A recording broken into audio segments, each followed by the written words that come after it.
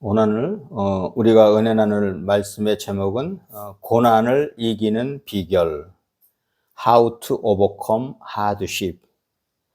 오늘 성경 본문은 시편 143편 1절에서 9절 말씀인데, 이 시편 143편은 다윗이 노래한 시입니다. 저도 다윗을 참 좋아합니다. 다윗을 참 좋아하는데, 우리가 이제 다윗처럼 살고자 한다고 그런 얘기를 하잖아요. 그런데 만약에 다윗이 당한 고난을 내가 똑같이 한번 겪어봐라 하면은요, 다들 안 할 겁니다. 우리 성경의 위인들을 보면은 그냥 좋은 결실을 맺은 사람이 없고, 고난을 이기고 그 고난 뒤에 오는 즐거움을 누린 사람들입니다. 그 대표적인 인물이 또 다윗이죠. 다윗은 어떤 사람입니까? 이스라엘에서 가장 사랑하는 왕. 그래서 이스라엘의 2대 왕이죠. 사울 왕을 이어서 왕이 된 2대 왕. 이스라엘 사람들이 가장 존경하는 또 왕이기도 합니다. 그리고 미국에서는 가장 존경하는 대통령이 누굽니까? 16대 대통령 에이브러함 링컨 대통령이죠. 이분도 참 보면 지금은 존경한다고 하지만 그분은 또 총탄에 의해서 또 돌아가셨잖아요.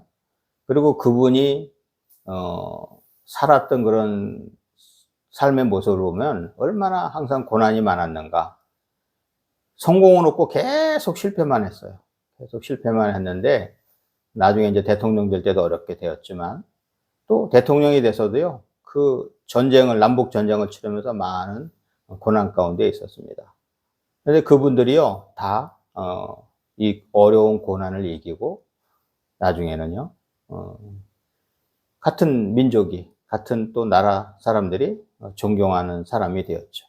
근데 우리가 이 존경을 얻거나 아니면 어떤 그런 좋은 결실을 맺게 되려면 고난을 이겨야 된다는 공통의 분모가 있습니다. 공통의 분모.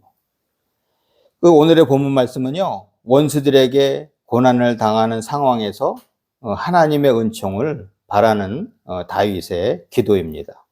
오늘 그 성경에 좀 특이하게 6절 말씀에 보면요, 주를 향하여 손을 펴고 내 영혼이 마른 땅같이 주를 사모하나이다. 그리고 가로치고 셀라 이렇게 했어요.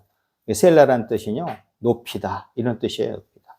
그래서 우리가 보면은 이렇게 박자를 맞추거나 뭐 할 때 이렇게 추임새를 넣는 거잖아요. 근데 이제 이 셀라는 읽으면서도 이렇게 높여서 높이라 이런 뜻입니다.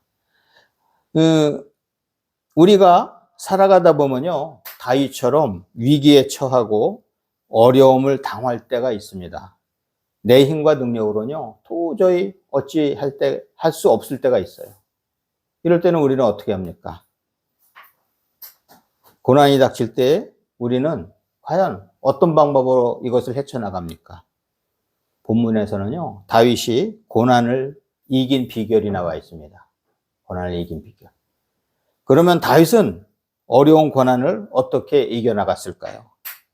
첫 번째로요, 다윗은요, 하나님께 기도하였습니다. 오늘 본문 1절 말씀에 보면은요, 여호와여 내 기도를 들으시며 내 간구에 귀를 기울이시고 주의 진실과 의로 내게 응답하소서, 이렇게 얘기합니다.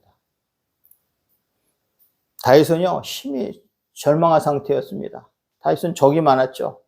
자기 어떻게 보면은 장인어른이라고 하는 사울은 자기를 죽이려고 했죠. 그 다음에 어떻게 보면은 다윗의 집안을 알았던 사람들은요, 다윗 되게 무시했죠. 목동이 왕이 돼.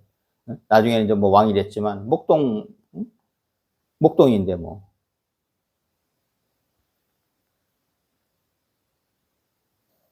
다윗이 이렇게 심히 절망한 이유는요, 여러 대적이 있었지만 참 기가 막힌 일이 하나 생겼어요. 자기가 참 아끼고 사랑하는 아들 압살롬. 참 압살롬이 성경에 표현한 거 보면요, 참 잘생겼대요.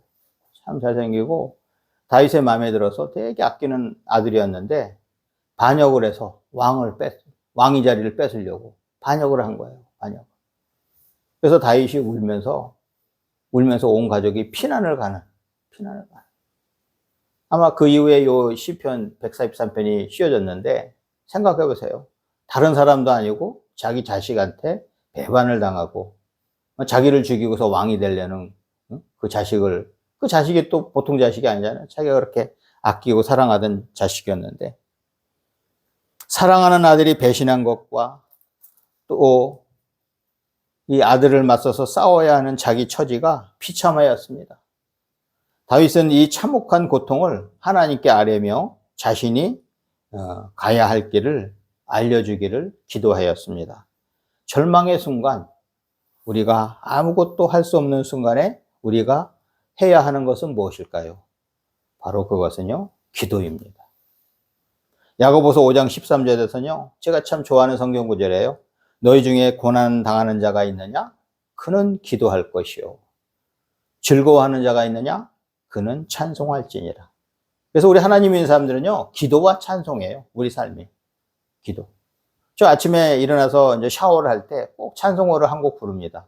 찬송어를 한 곡은요, 찬송이 뭔가요? 곡조 붙은 기도. 찬송을 하면 힘이 납니다. 힘이 나고 바로 이제 찬송 끝나고 이렇게 막 기도하고 그러는데 너무 좋아요. 그리고 차를 몰고 가면서도 졸리거나 또 그럴 때 찬송 불러도 좋지만 처음에 찬송 한 곡을 부르고 뭘 합니다. 너무 좋아요. Is anyone of you in trouble? He should pray. Is anyone happy? Let him sing songs of praise. 우리 삶이요, 항상 기도와 찬양이 되어야 합니다. 고난 중에 있는 우리는요, 기도해야 하고 즐거움 중에 있는 우리는요, 하나님을 찬양하여야 합니다. 우리가 어떤 사람은 그래요. 어려울 때는 기도하지만 또 잘 되면요, 자기가 잘났다고, 내가 했다고 이런 생각을 해요. 그게 아니고 잘 된 건요, 하나님이 도와주셔서 잘 됐는데 내가 잘해서. 아니면 우리 가족에 누가 뭐 힘쓰는 사람이 백을 써서? 아니에요. 하나님이 도와주셔서 잘 됩니다. 그래서 찬양하라는 게요, 이 찬양은 뭐예요? 감사하라는 겁니다. 감사. 하나님한테 감사. 지금 내가 이 상태에 있는 이 상태가 하나님이 도우셔서 이렇게 왔다. 감사. 너무 절망하여 무엇을 할지 모를 때에 우리는 무엇을 합니까? 신세 한탄하면서 웁니까? 아니면 남 탓을 하며 위로를 받습니까? 어떤 사람들이요, 자기 실패하면 항상 남 탓을 해요. 자기 탓인데도 남 탓을 해요. 이 사람은 성공 못 합니다. 남 탓하는 사람들. 내가 뭘 잘못했나? 내 자신을 돌이키면서 내가 기도하고 회개하고 내가 할 생각 안 하고요. 남 탓을 해요. 이 사람은 회개하는 마음이 없는 거예요. 남 탓을 하는 사람은. 내 탓이다. 한때 천주교에서 그랬잖아요. 내 탓이요 운동했잖아요. 내 탓이요. 잘 될 때는 내 탓이요. 못 될 때는 남 탓이요 하는 거는, 이거는 진짜 나쁜 거예요. 이런 사람은 성공할 수가 없어요. 항상 내 탓이요 이런 자세로 사는 사람은 성공을 합니다.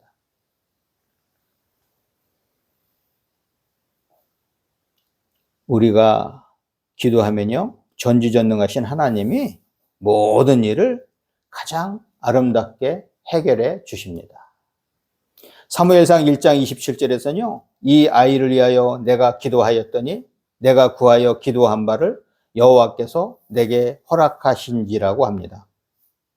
아이를 못 낳던 한나가요, 기도하여서 최고의 선지자라고 불렸던 사무엘을 낳은 것입니다.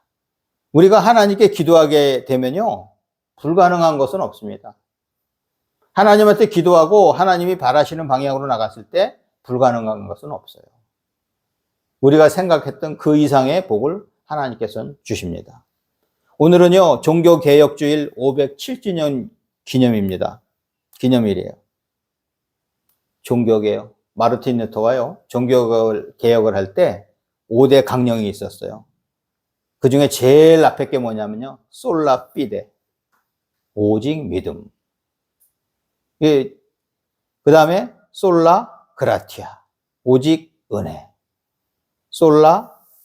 솔리데오 글로리아. 오직 하나님의 영광. 솔라 스크립추라. 이 중에요, 가장 핵심이 뭐냐면 솔라 피데입니다. 솔라 피데. 루터가 종교 개혁을 할 때의 강령의 하나가 의인은 그의 믿음으로 말미암아 살리라고 했습니다. The righteous will live by his faith.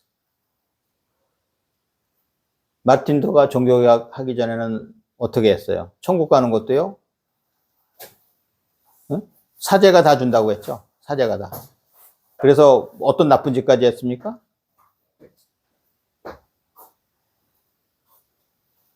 천국 어떻게 보면 티켓도 팔아먹었어요. 그래서 그런 모습을 보고 마르틴 루터가 종교개혁을 한 것이죠. 하나님만을 온전히 섬기고 또 구원받는 것도 믿음으로 구원을 받는다고 해야 되는데 뭘로요? 나를 통해서. 반석이라고 했던 그 베드로를 통해서, 그러니까는 교회를 통해서 구원받는다고 한 거예요. 교회를 통해서. 교회는요, 뭐예요? 교회는 우리가 모여서 같이 화이팅 하는 곳이고 또 하나님을 만나는 곳이기도 하지만 구원은요, 믿음으로 받는 거예요. 교회 가서 구원받는 것이 아니고 믿음으로 구원받는 거예요. 믿음으로. 그 믿음은 집에서 한 사람이 신앙생활 잘한다고 다 구원받는 게 아니고 개인적인 겁니다. 나와 하나님과의 개인적인 관계. 그래서 온 가족이 구원을 받으려면 바로 온 가족이 깨어 있어서 믿음 생활을 해야 하는 것이죠.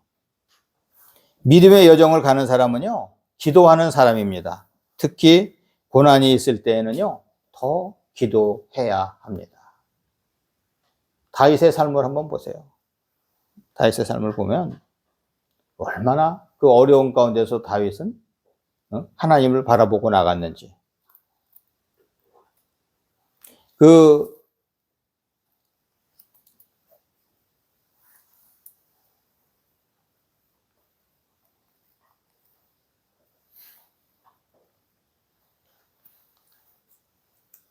다윗은 감사한 게, 그렇죠.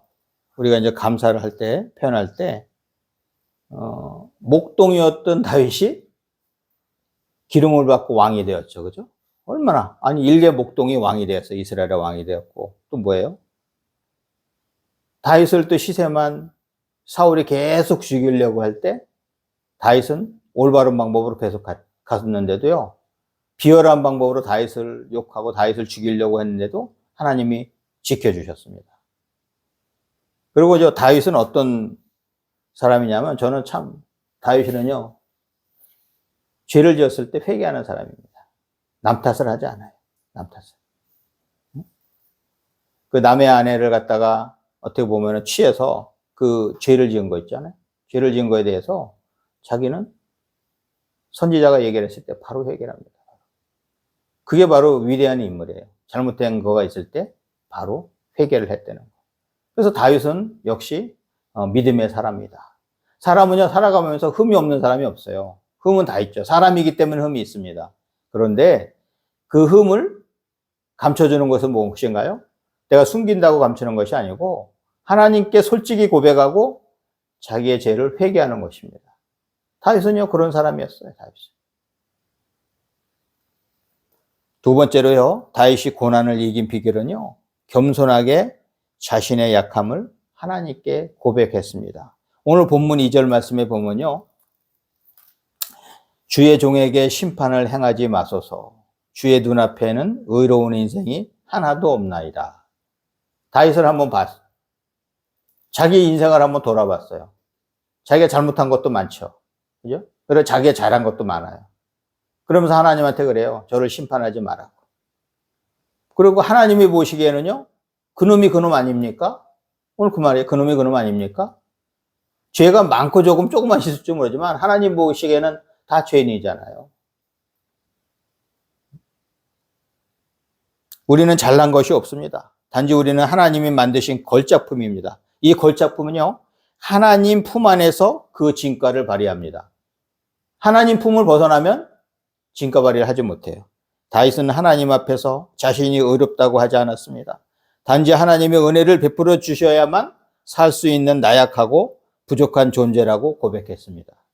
그래서 겸손히 지난날의 잘못을 떠올리며 하나님의 심판이 이르지 않기를 간구했습니다. 오늘 본문 2절에 의하면 주의 종에게 심판을 행하지 마소서. 주의 눈앞에는 의로운 인생이 하나도 없나이다라고 고백합니다. 우리가요, 심판을 피할 유일한 방법은 하나님의 은혜에 의지하는 것입니다. 그러므로 우리가 힘들고 어려울수록 하나님만을 바라보고 나아가야 합니다. 자신의 약함을 인정하지 않는 사람은요, 엉뚱한 짓을 할 수 있습니다. 일이 벌어졌는데도 오히려 교만한 접근을 할 수 있습니다. 이럴 때에 우리는 겸손하게 하나님께 우리의 약함을 자랑하고 하나님을 의지해야 합니다. 그래야 일이 해결됩니다. 오늘 본문 2절에서 보면 다윗이 자기 약함을 고백하잖아요. 고린도후서 11장 30절에서는요. 내가 부득불 자랑할진대 내가 약한 것을 자랑하리라고 사도 바울이 자기의 약함을 고백한 모습을 봅니다. 우리도 고난당할 때는요. 우리의 약함을 하나님께 고백하고 하나님이 해결하시는 그 역사를 보아야 합니다. 이번에 국민 배우인 김수미 집사님이요. 하나님 품으로 돌아가셨습니다. 집사님이 생전에요. 제가 봤더니 어느 방송에 출연하셔서 자신의 그 약함을 고백하는 것을 보았어요. 사람들은 능력이 뛰어나다, 여러 칭찬도 많이 하지만 자기 자신을 정확히 이제 진단을 한 거예요. 여러 고난을 겪으면서. 그러면서 자기의 약함을 고백을 한 모습. 그 다음부터 이제 신앙생활을 열심히 하면서 이 신앙에 간증하는 모습을 보았습니다. 얼마나 바른 자세인 줄 모릅니다. 우리는 자신의 약함을 다윗처럼 인정하면서 살아야 합니다. 우리가 이 세상에서 자랑할 것은 없습니다. 자랑할 것은요, 하나 있죠. 우리는 약하고 우리 아버지이신 하나님이 강하다는 것이죠. 우리도 언젠가는 이 땅을 떠나게 됩니다. 그래서 우리는 항상 이 세상을 떠날 준비를 하면서 살아야 합니다. 겸손하게 자신의 약함을 하나님께 고백하면서 말입니다. 아직도요, 내가가 살아서 숨쉽니까? 이것을 죽여야 합니다. 나의 자아는요, 죽고 오직 성령님이 인도하시는 내가 되어야 합니다. 나폴레옹이요, 전투를 하루 앞두고 서산에 지는 노을을 바라보면서 깊은 생각에 잠겼습니다. 내게 여호수아처럼 저 태양을 2시간만 멈추게 할 힘이 있다며. 그의 군대가 전투에서 승리하기 위해서는요, 맑은 날씨가 필요했습니다. 왜냐하면 그가 자랑하는 포병은 맑고 밝은 대낮에는 막강한 힘을 발휘하지만 흐린 날씨에서는 힘을 잃었기 때문입니다. 그러나 해는 어김없이 서산으로 기울고 말았습니다. 드디어 다음날 전투가 시작됐습니다. 그런데 갑자기 천둥과 번개가 치고 소나기가 내리는 것입니다. 길은 온통 수렁으로 변했고 나폴레옹이 자랑하던 포병은요, 진흙탕에 박혀서 무용지물이 되고 말았습니다. 이것이 바로 나폴레옹의 권세를 무너뜨린 워털루 전투인 것입니다. 인간은요, 자연 앞에서는 한없이 나약한 존재입니다. 세상에서 가장 어리석은 자는요, 자연의 창조적인 하나님을 부인하는 사람입니다. 자연은 인간에게 겸손을 가르치는 위대한 스승인 것입니다. 우리는 자연 하나도요, 이기지 못하는 약한 존재임을 깨닫고 매사에 주님을 신뢰하면서 주님께 우리의 문제를 의뢰하는 자세로 살아야 합니다.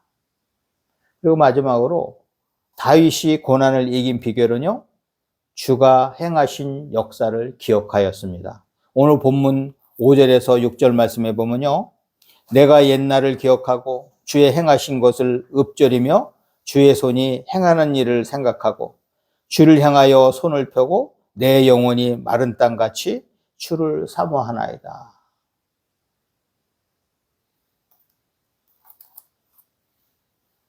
무명의 목동이던 자신에게 기름을 부어서 왕이 되게 하신 은혜, 어린 소년으로 골리앗과 싸워 이기게 하신 은혜, 자신을 죽이려고 했던 사울에게서 구해내신 은혜, 갖가지 어려운 상황에서도 하나님의 도우심으로 위기를 이긴 은혜에 감사하면서 다윗은 주가 행하신 역사를 기억하였습니다.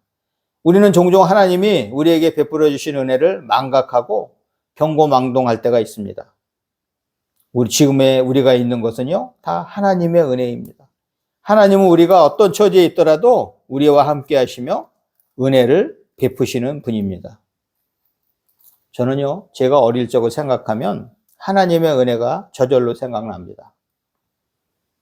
제가 6.25 끝나고 10년 후에 서울에서 태어났는데, 서울의 모습은요, 말이 서울이지 뭐 참혹하였죠. 놀다가 포탄 파편 갖고 그늘에다가 죽은 친구들, 그 다음에 먹을 것도 없죠. 온갖 그 건물 같은 거 다 엉망이죠. 그런 데서 살았는데, 지금 이제 제가 이 인생 끝나기도 전에 벌써 우리나라가 먹는 거가 없죠. 그 다음에 세계에서 부러워하는 나라가 되었다는 것은, 이것은요, 우리가 과거를 놓고 현재하고 비교만 해도요, 감사를 안 할 수가 없어요. 감사를. 어렵던 우리의 가정이 부유해지고 빈곤했던 우리나라가 이렇게 풍요로워진 것은 다 하나님의 은혜입니다. 우리나라가 하나님을 잘 믿고 섬기며 나가서 지금 기독교 인구가 30%잖아요. 불교를 앞질렀어요, 기독교 인구가. 그리고 오늘 27일 날 이제 광화문 집회 지금 한다고 하는데, 그 광화문 집회의 그 주제는요, 우리가 믿음 안에서 살자입니다. 정치적인 이슈가 아니고, 오늘 종교개혁주일이잖아요. 종교개혁은요, 이 개신교회는 계속 개혁해서 가야 돼요. 하나님 말씀에 가까이, 하나님 말씀을 관역으로 놓고 봤을 때 거기에 최대한 가까이 가려고 하는 게 이게 개혁의 정신입니다. 그런데 요즘 교회도 타락해가고 세상은 더 타락해 갑니다. 동성애를 이제 어떻게 보면 아주 이제 법제화하려고 하고, 그 다음에 또 종교를 어떻게 보면은 이제 그 전도 행위를 쉽게 할 수 없는 그런 법도 제정하려고 하고, 우리를 이렇게 누르는 것들이 많기 때문에 이제 어떻게 보면 바르게 신앙생활하자 해서 오늘 광화문 집회를 한다는데, 지금 이제 우리 교단에서도 권면을 했지만 오늘 목표가 이제 200만 성도들이 모이는 목표입니다. 오늘 신문에는 뭐 한 100만 정도 모일 거라고 하는데, 사전에 신청한 분들이 한 벌써 65만 명이 참석하겠다고 했다는데요. 서울에서는 한 10만 명 모일 거다 이렇게 생각했대요. 우리가 거기 가고 안 가고를 떠나서 우리 마음은요, 오늘 종교개혁주의를 맞이해서 내 자신이 개혁이 돼야 됩니다. 내가 하나님 말씀에 비추어서 바로 살고 있는가. 다윗과 같은 사람이 돼야 돼요. 다윗과 같은 사람. 다윗과 같이 보잘것없던 우리를 택하셔서 지금의 우리를 있게 하신 하나님의 은혜는 결코 잊으면 안 됩니다. 우리는 하나님의 은혜에 늘 감사하며 하나님을 찬양하는 삶을 살아야 합니다. 신명기 26장 8절에서는 여호와께서 강한 손과 편팔과 큰 위엄과 이적과 기사로 우리를 애굽에서 인도하여 내시고라고 합니다. 모세는 출애굽하여서 가나안 땅에 들어갈 때에 이스라엘 백성에게 거듭하여, 신명기가 뭐예요? 거듭신자예요. 한자로 거듭신자, 명할 명자, 거듭해서 말한다. 영어로는 듀트로노미지만 참 번역을 잘했어요. 이제 모세가 죽기 전에 자기가 봤던 하나님, 기적과 이사로 우리를 여기까지 인도하신 하나님에 대해서 자기 민족들에게 권면을 하고 이제 세상을 떠나는 것이죠. 내가 세상을 떠날 때 어떤 권면을 우리 가지고 갈게 할까? 우리 민족에게, 우리나라한테 어떤 권면을 할까?